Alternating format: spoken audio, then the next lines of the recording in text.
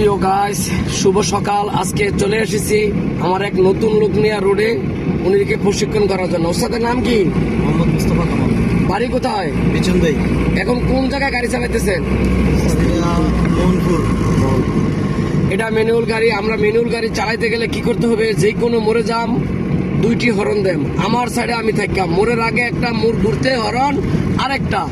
আমরা যতক্ষণ গাড়ি চালাম ডাইন বাম খেয়াল রাখতাম। গাড়ি আমার কথা শুনবো, গাড়ির কথা আমি শুনবো না। আমি সবসময় আমার বাম সাইডে আমি থাকবো। আমি যদি আমার চোখটি বন্ধ করি, দুনিয়া অন্ধকার। আমি লুকিং গ্লাস না থাকালে আমি কেমনে বুঝি আমার সাক্কারি কোন দিয়ে যায়? অবশ্যই আমি খেয়াল করবো।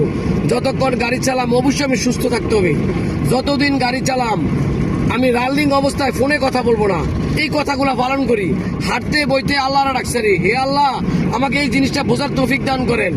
আমি প্রত্যেকের ভিডিও করি, ভিডিওগুলো তাকাই, ভিডিওগুলো দেখি, অভ্যাস করি।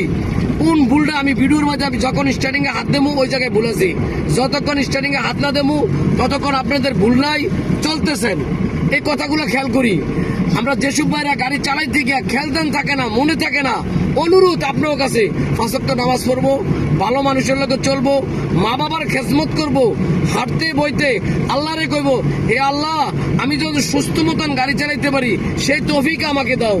বাড়ি করবেন আল্লাহরে কোন, বিদেশ যাবেন আল্লাহরে কোন, বিয়া করবেন আল্লাহরে কোন। সবকিছুর মালিক কে? আল্লাহ। দুনিয়াতে আমরা কেউ থাকবো না। যাই কয়দিন আইছি, কর্ম করতেব, আখেরাতের কাজও করতেব। সবাই ভালো থাকবেন। বেশি বেশি আমার চ্যানেলে লাইক কমেন্ট শেয়ার করবেন।